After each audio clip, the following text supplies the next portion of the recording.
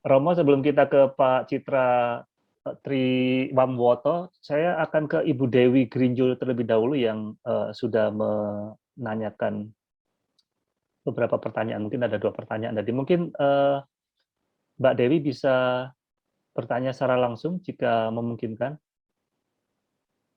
Selamat malam. Ya. Assalamualaikum, Mbak Dewi. Ya, Waalaikumsalam. Mohon maaf belum bisa menyalakan video karena It's sedang. okay. Iya, Silakan. ya. Romo, saya mau tanya soal post-truth ya. Ini kan akhir-akhir ini kayaknya itu yang lebih didengung-dengungkan gitu. Jadi yang persoalannya kita tahu mungkin hal itu salah, faktanya salah, tapi yang lebih diutamakan tuh lebih perasaannya gitu. Jadi orangnya tersakiti, orangnya ini, orangnya itu. Padahal kita udah tahu itu faktanya ya memang kebenarannya dia mungkin salah gitu. Tapi akhirnya yang ditangkap masyarakat karena mungkin media juga mendengung-dengungkan atau ya sekarang apalagi banyak clickbait ya. Jadi pokoknya yang penting diklik dulu deh gitu. Jadi akhirnya orang Indonesia terutama dengan literasi yang cukup rendah itu belum berhasil membedakan ini sebenarnya faktanya benar atau salah, langsung ke post-truth, jadi lebih bicara perasaan, lebih bicara identitas kelompok gitu. Jadi saya berpikir membesarkan anak di tengah yang hal seperti ini gitu ya, itu sangat menantang, apalagi untuk diri kita aja menantang, apalagi kalau kita punya anak. Nah, saya ingin tahu pendapat Romo aja sih tentang post-truth ini gimana ya Romo ya. Terima kasih Romo. Silakan, Romo. Ya Bu Dewi, ya silakan, Bu Dewi, saya dalam hal ini punya pandangan keras. Saya berpendapat bahwa tugas filsafat adalah mendestruksikan post-truth. Post-truth, half-truth, non-truth, pokoknya itu tidak benar. Dan umat manusia tidak bisa maju kalau tidak benar. Secara sederhana, kalau kita mencari makanan dan ternyata bukan truth yang diberitahu, tetapi post-truth bahwa kemarin pernah ada makanan, sekarang tidak ada, ya kita tidak bisa makan. Jadi post-truth itu tentu sangat menggoda di dalam media sosial sekarang, di mana setiap orang bisa bebas memasukkan apa saja. Makin penting kita menuntut keterlibatan pada truth. Dan filsafat itu tidak mengajarkan kebenaran, tapi mendestruksikan ketidakkebenaran. Itulah. Jadi ini pendapat saya ya. Baik. Sudah ya Romo? Saya pikir itu bisa menjawab Ibu Dewi ya. Baik, terima kasih. Kita ke Pak Citra sebelum nanti mungkin kita akan ke Pak Rudi Sutanto ya. Silakan Pak Citra Triwamwoto.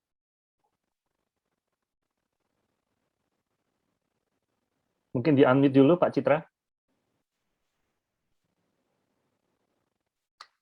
Ya, belum di-unmute.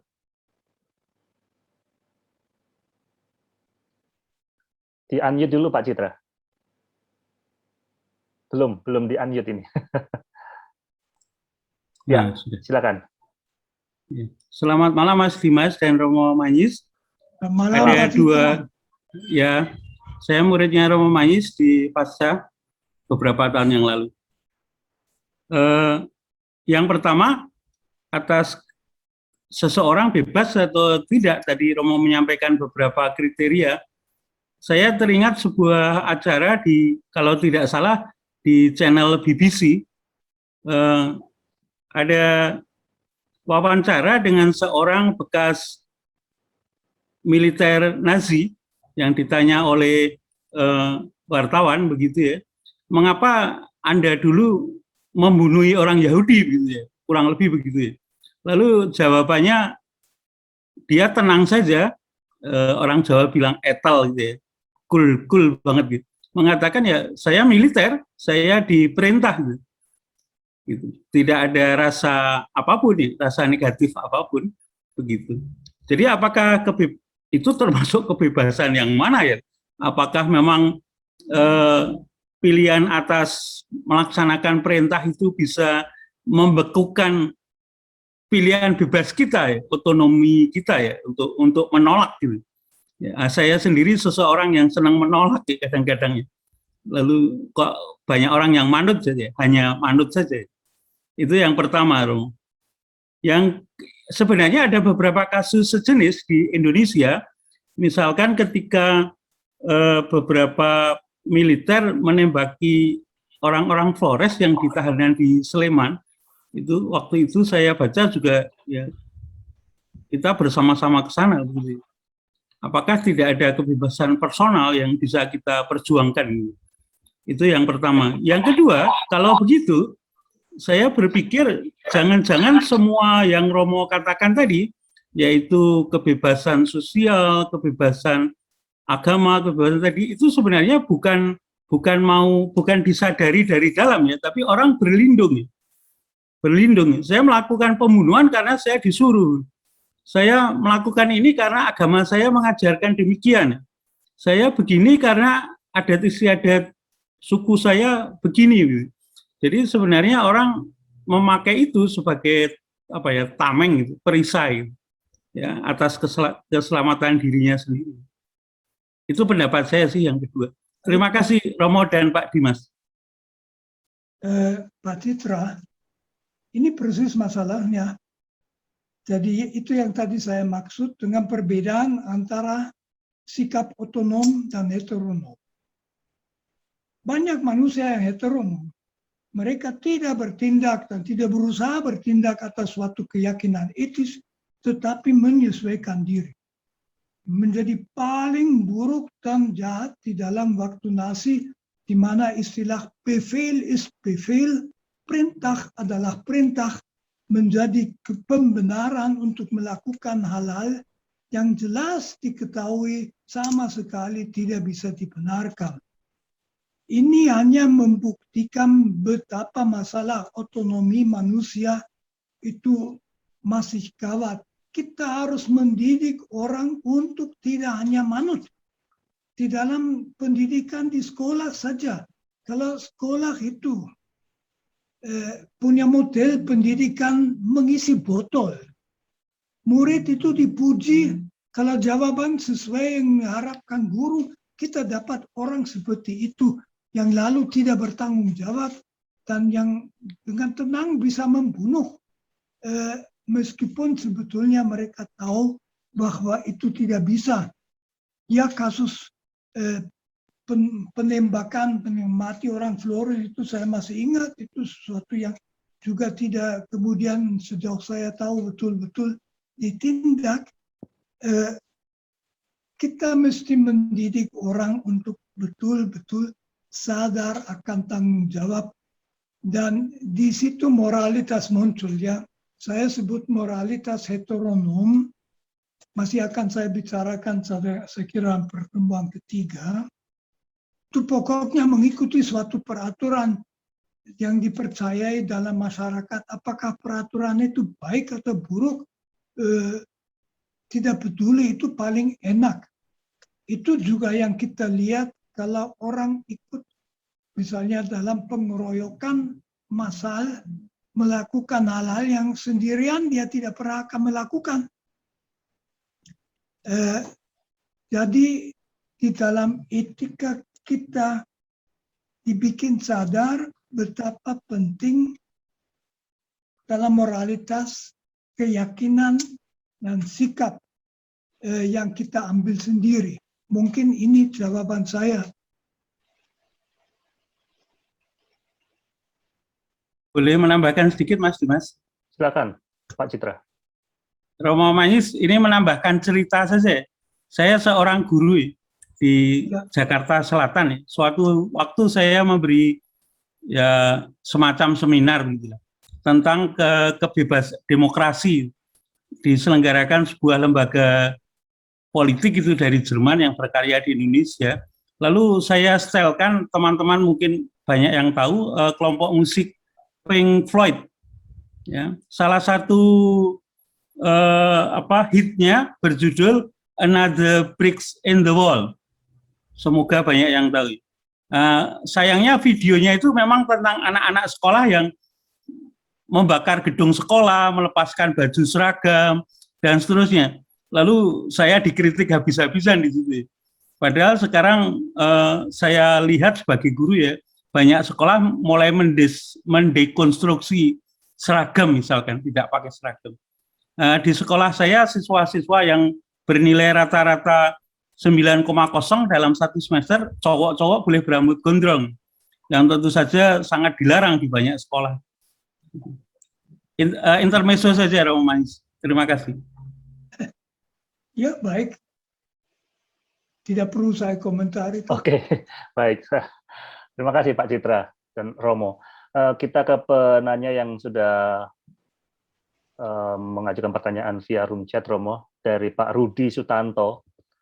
Selamat malam, Romo. Mohon izin bertanya, apakah benar manusia memiliki hak bebas itu, sedang di dalam otak kita sudah memiliki hak apa? Bebas itu, memiliki hak bebas. Ya. Sedang di dalam otak kita sudah terdoktrin dengan banyak hal, dan yang datangnya dari manapun. Sehingga yang mana yang dominan, itu yang dipilih. Jadi kita bukan memilih, tetapi sebanyak apa informasi yang masuk di otak kita, itu yang kita ambil sebagai keputusan. Mohon pencerahannya. Terima kasih.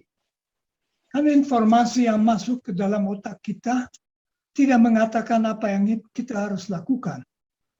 Tentu kalau kita ini orang yang selalu mengikuti orang yang banyak, maka informasi bahwa orang banyak melakukan itu, lalu kita akan melakukan, berarti kita orang yang heteronom, yang tidak punya sikap sendiri, orang masal atau orang kawanan kambing itu tentu suatu godaan bagi manusia. Tetapi kalau kita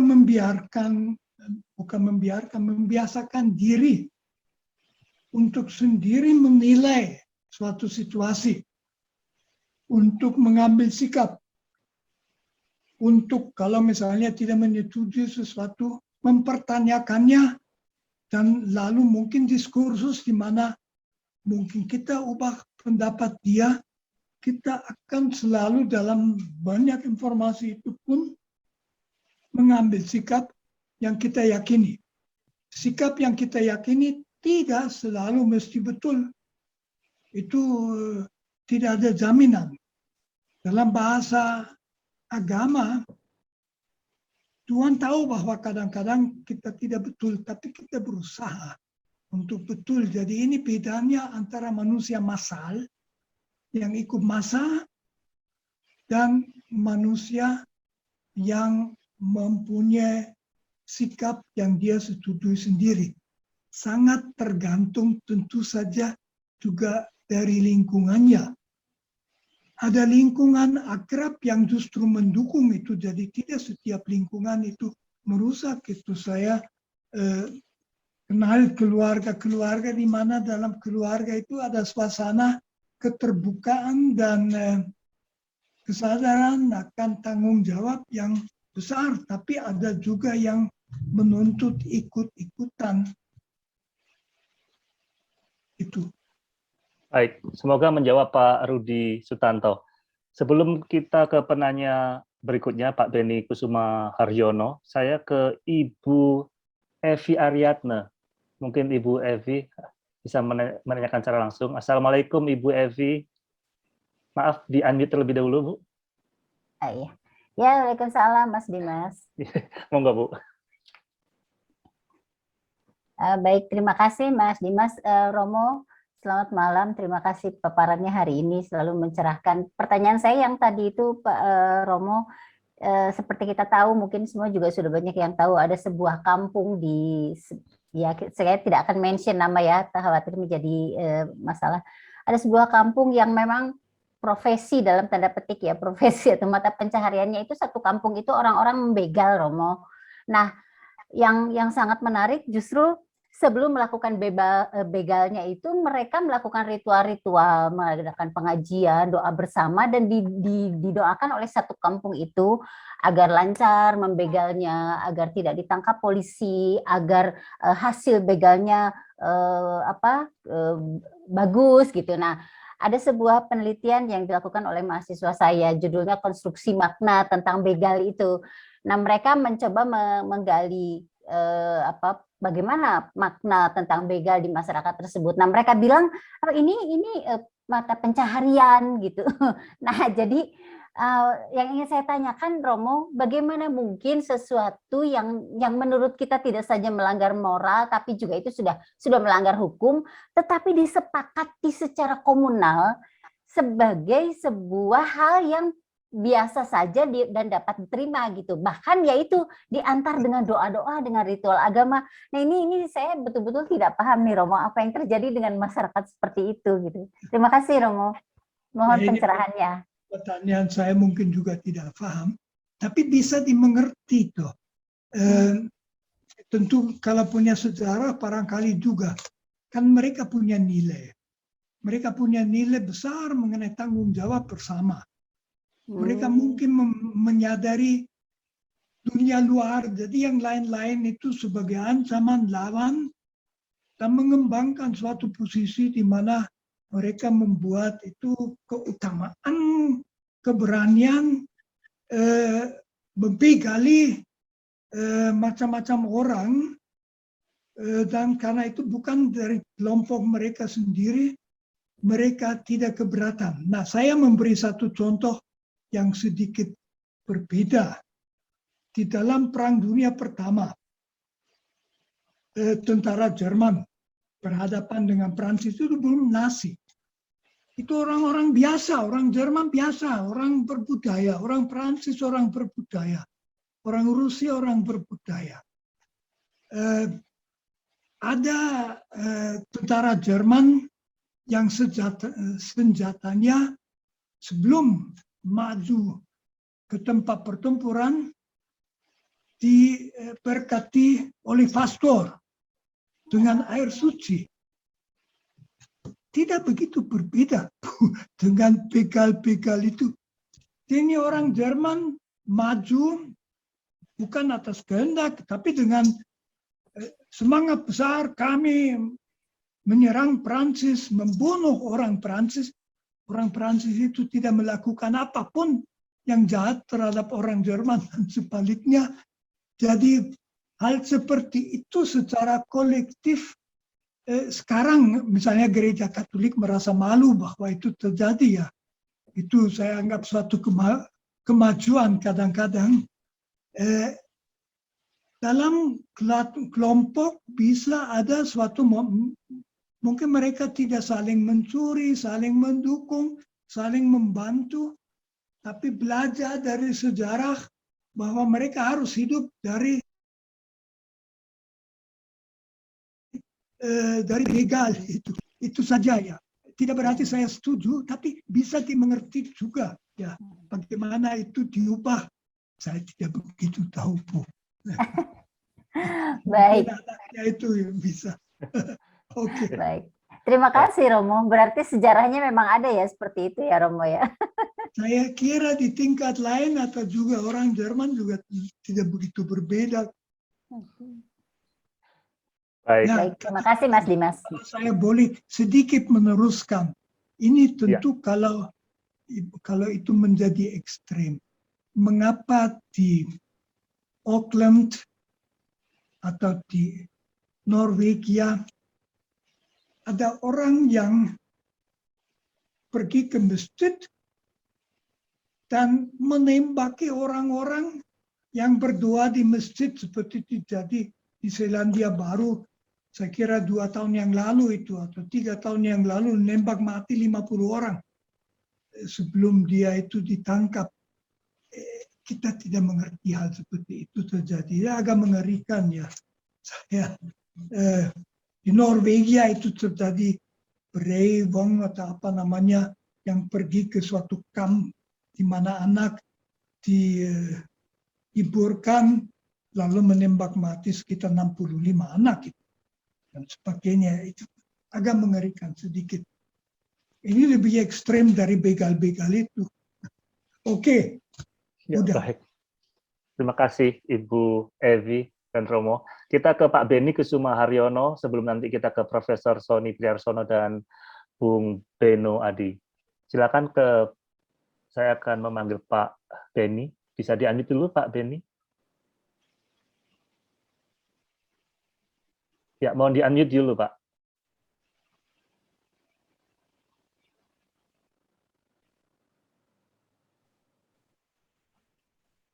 Apakah bisa di-unmute terlebih dahulu? Ya, masih belum terdengar Pak Beni. Ya, oke, baik, terdengar sekarang. Oh ya, oke, sekarang sudah bisa. Silakan Pak. Ya, sebetulnya saya sudah tuliskan ya di situ. Jadi tadi apa? Romo tadi bilang tidak semua masyarakat mempunyai etika gitu.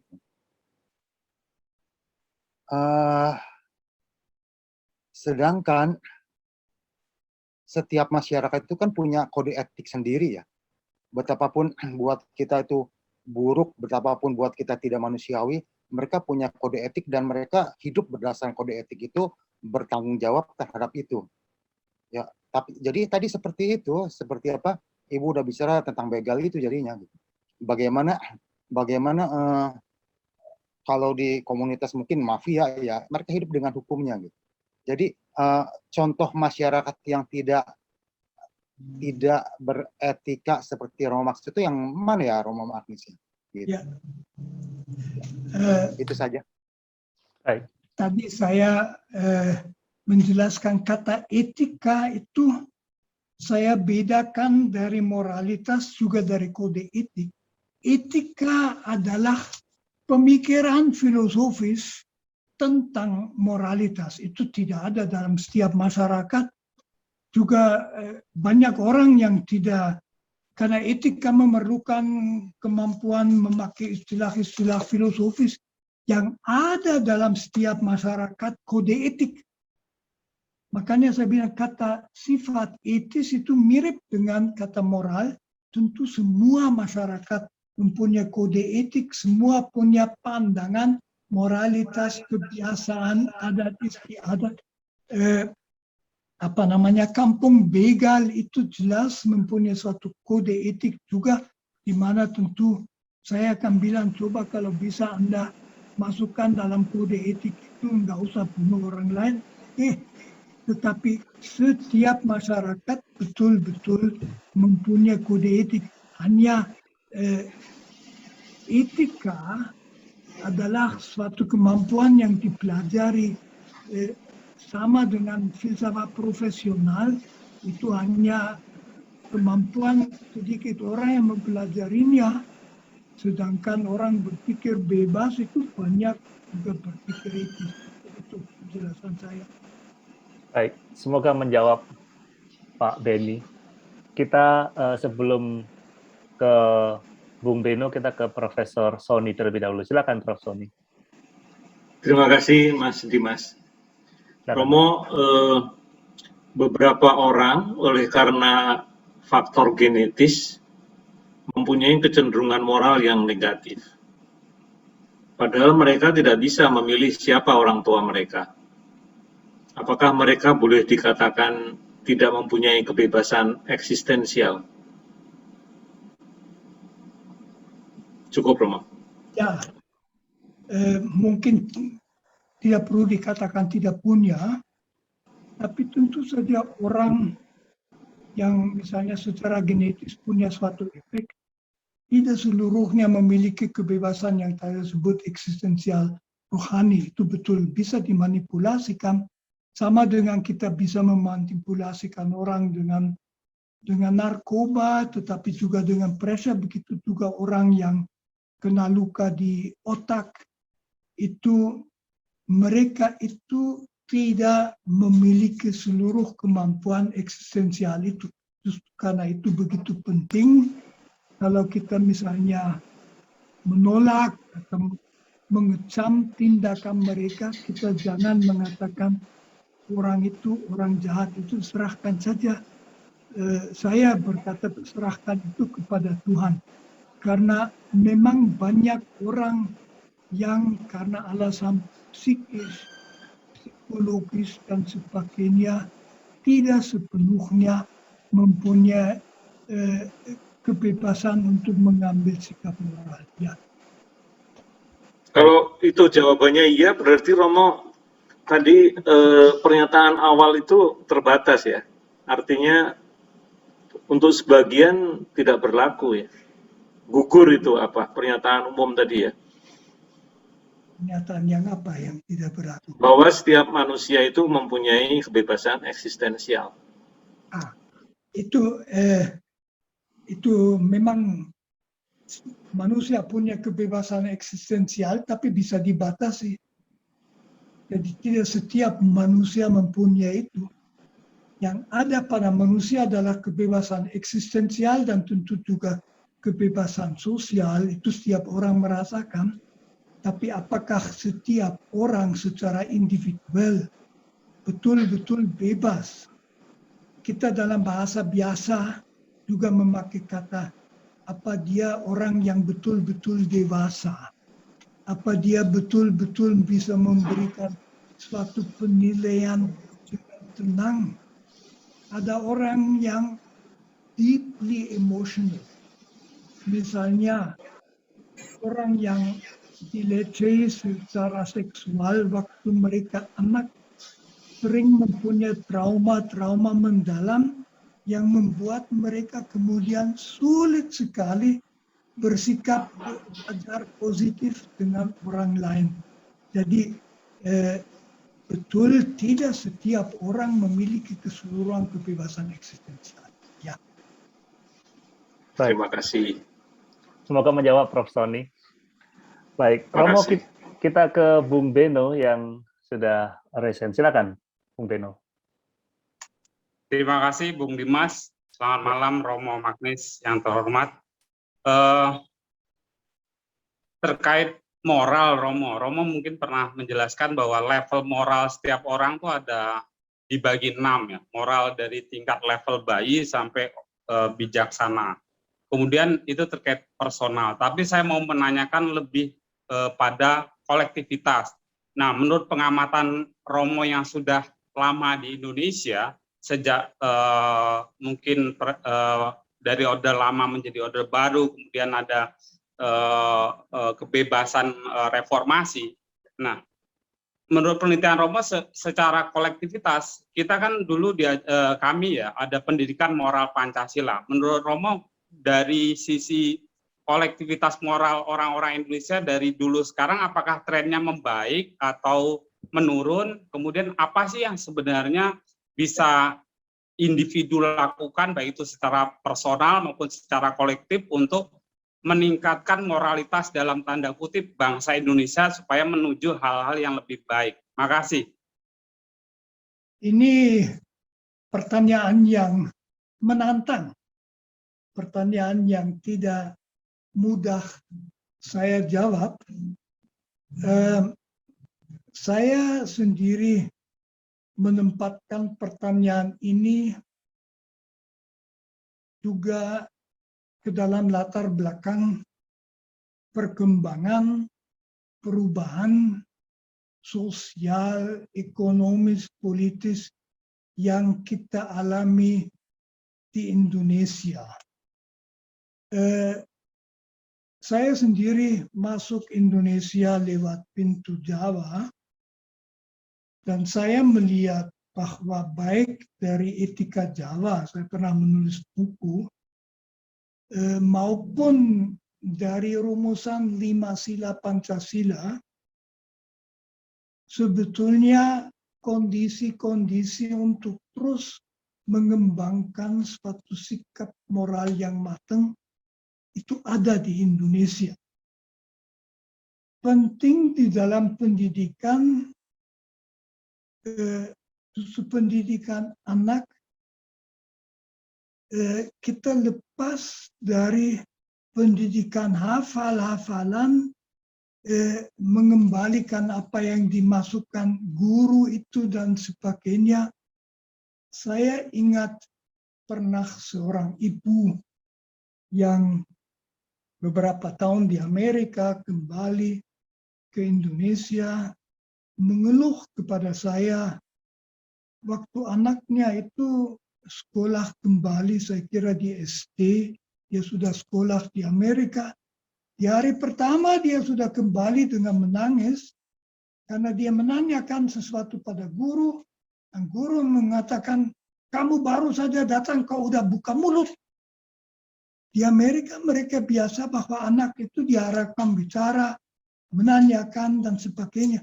Kalau itu hal seperti itu tidak akan mengembangkan kita, karena kita menghadapi yang termasyhur industri 4 itu.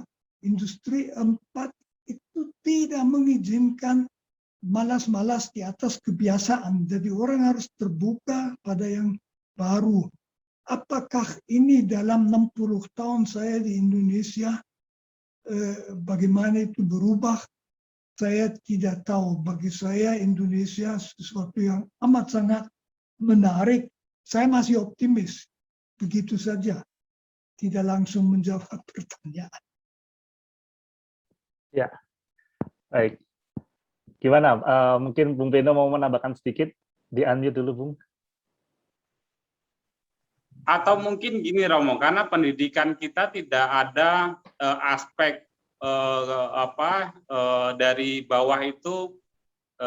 Saya jujur background saya engineering, bukan filsafat, tapi akhir-akhir ini sangat tertarik untuk mempelajari filsafat, karena memang dari SD tidak terbentuk seperti yang Romo katakan, kemampuan untuk berdialektika, kemampuan untuk berpendapat itu cukup dikekang. Artinya guru cenderung mendoktrin, entah itu guru atau tokoh-tokoh agama mendoktrin, sehingga masyarakat kita secara umum tidak berpikir kritis. Apakah menurut Romo itu salah satu kegagalan karena sistem pendidikan kita tidak ada mungkin budi pekerti ataupun pelajaran filsafat dari tingkat dasar sampai mungkin tingkat menengah atau sampai tingkat yang lebih tinggi lagi. Makasih.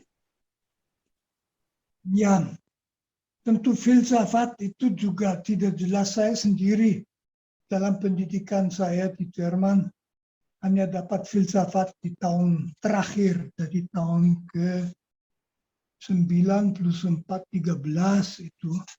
Dan filsafat waktu itu tidak diberikan baik. Kami agak tertawa mengenai filsafat itu.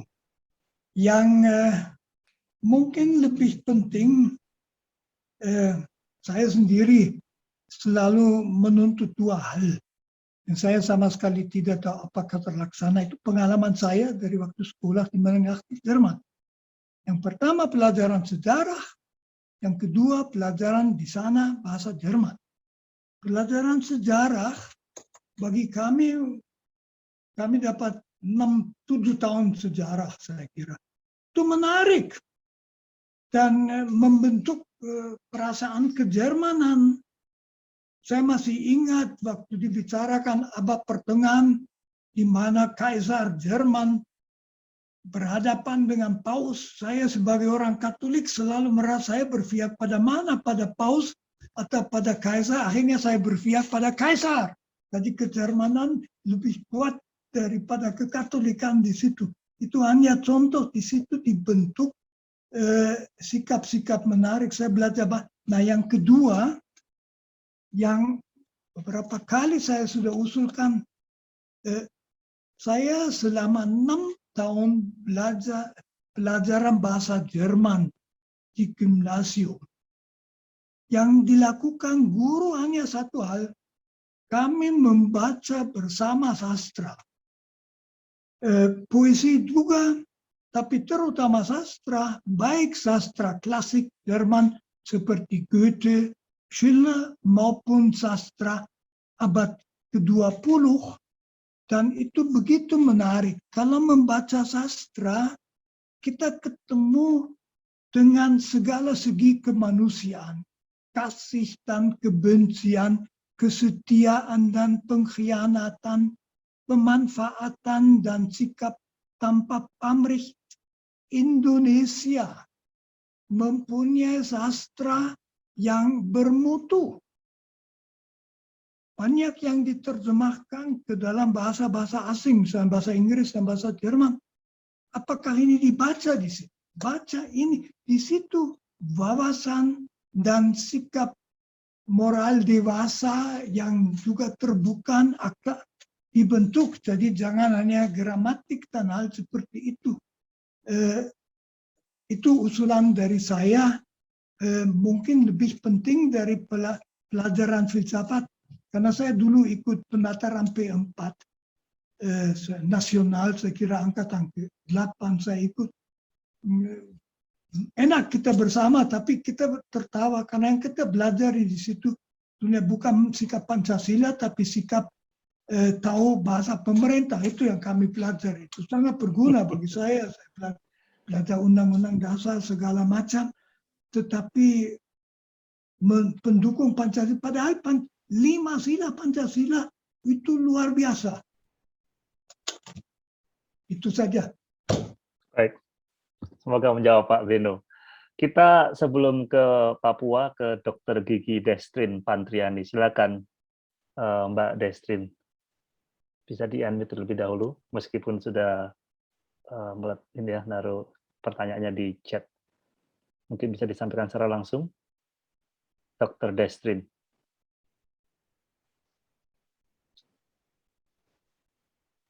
Bisa di-unmute. Apakah masih bersama dengan kita di sini? Dr. Destrin? Ya, silakan. Ya, selamat malam, Romo. Selamat malam. Ya, saya sebenarnya termasuk awam, tapi saya mencoba bertanya.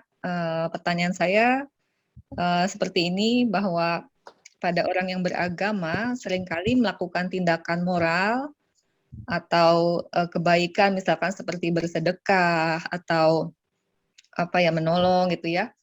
Kebanyakan atas dasar karena memang Tuhan yang disembah menghendaki kita berbuat hal tersebut. Nah, apakah itu yang termasuk disebut dengan positivisme moral ya?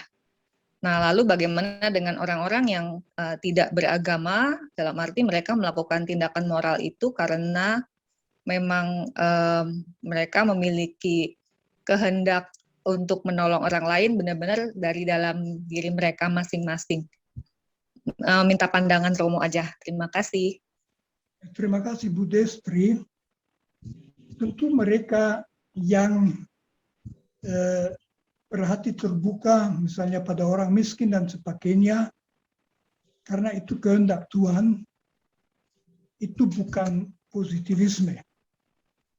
Karena sebagai orang beragama, kita tentu tahu bahwa yang baik itu untuk Tuhan dari kita dan yang jahat untuk Tuhan agar kita tidak melakukan. Maka tidak berarti bahwa hanya dilakukan karena misalnya takut masuk neraka,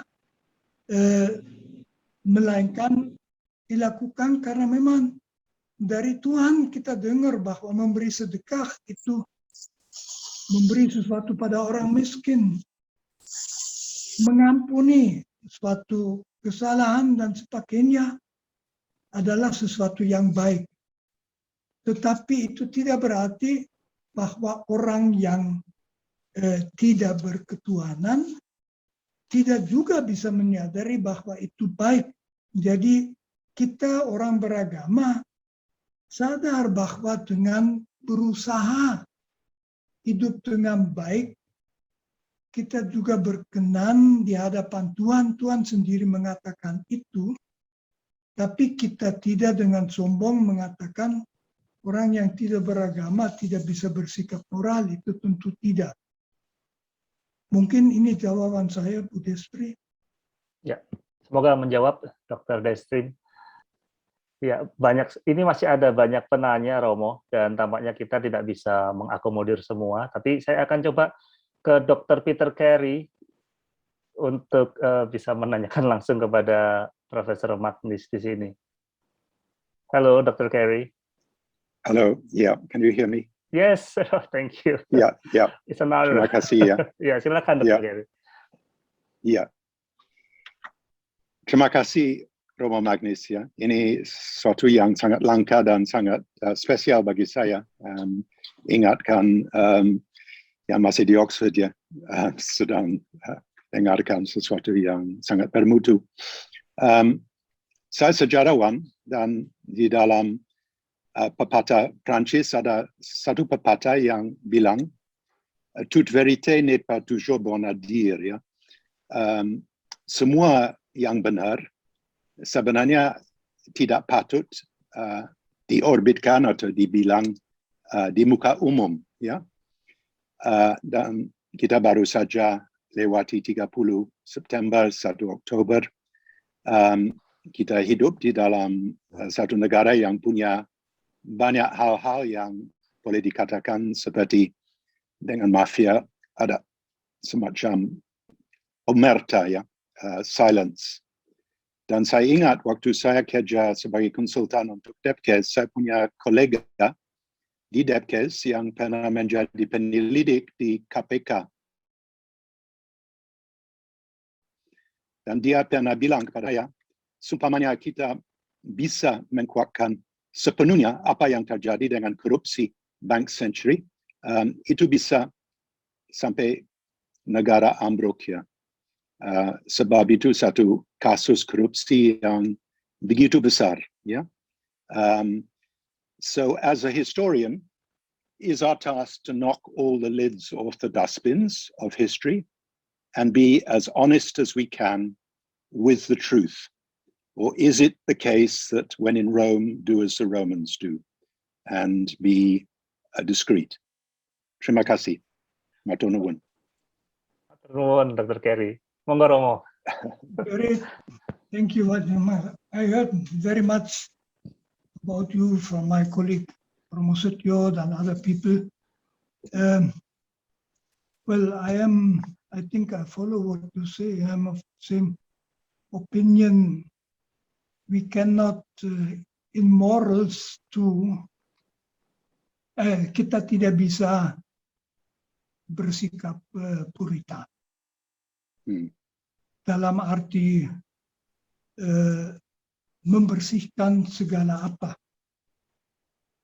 Ya, yang tadi saya katakan mengenai poligami dan sebagainya, tidak semuanya harus bisa kita bereskan, tetapi kita harus mengangkatnya.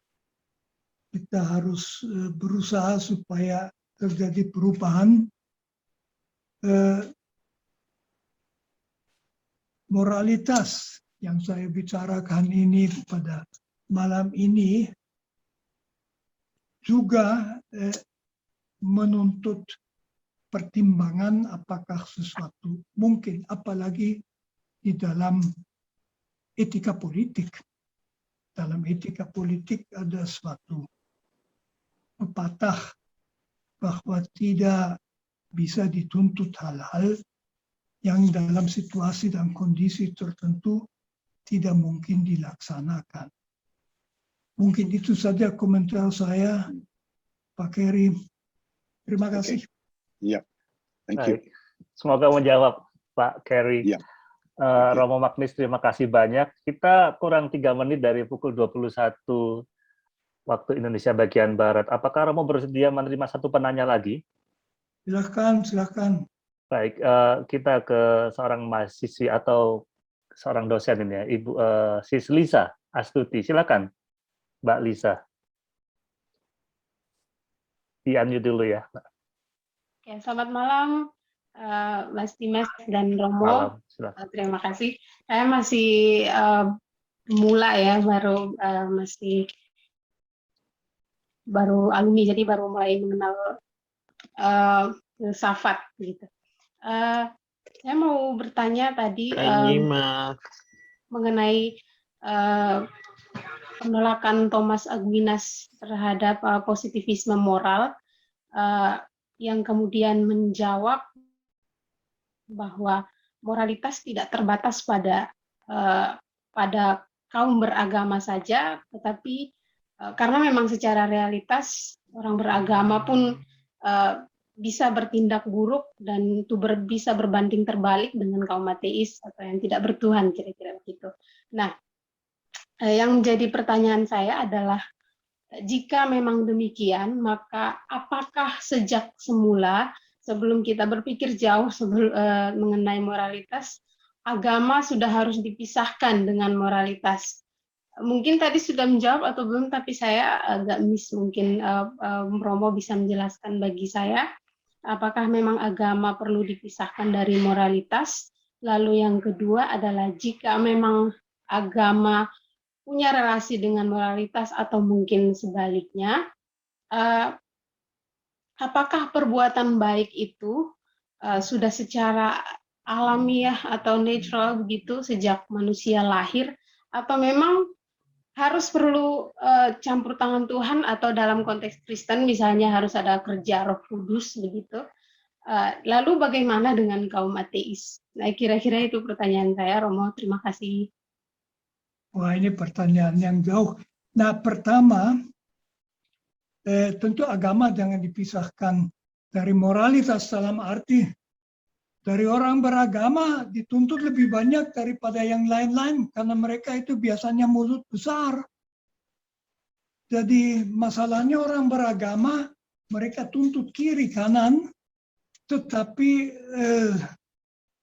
itu Yesus sudah menegur di dalam bab 23 Injil Matius mengenai orang Farisi dan ahli kitab suci. Tapi saya kira teguran yang sama bisa diberikan pada orang-orang gereja yang mulut besar. Jadi saya berpendapat orang beragama tentu harus mendukung yang baik, menentang yang jahat, mendukung keadilan, kebaikan hati. Terpenting pada orang beragama adalah kerendahan hati. Di orang beragama yang dengan sombong macam-macam, itu sebetulnya sudah menyangkal keagamaannya sendiri. Apalagi terlalu banyak kejahatan yang dilakukan di kalangan orang beragama. Dan di situ saya maksud juga agama saya, agama Katolik, dari bukan hanya agama orang lain. Yang kedua, mengenai perbuatan yang baik. Tentu saya menjawabnya dari sudut filsafat. Saya akan membicarakan itu dalam pertemuan yang akan datang. Di satu pihak, kita punya macam-macam lembaga normatif. Di lain pihak, kita punya suara hati yang berakar dalam hati nurani yang mengatakan kita selalu harus baik dan tidak pernah jahat. Dan itu setiap manusia punya. Sebagai orang yang percaya pada Yesus, saya justru berpendapat bahwa dalam Yesus Allah menawarkan keselamatan dan kebaikan kepada semua orang. Yohanes Paulus II menulis dalam satu ensiklik bahwa Roh Allah bekerja juga di luar batas-batas gereja. Kita tidak perlu meragukan bahwa orang yang beragama lain tidak bisa sama mutunya atau malah lebih baik mutunya moralnya. Terima kasih.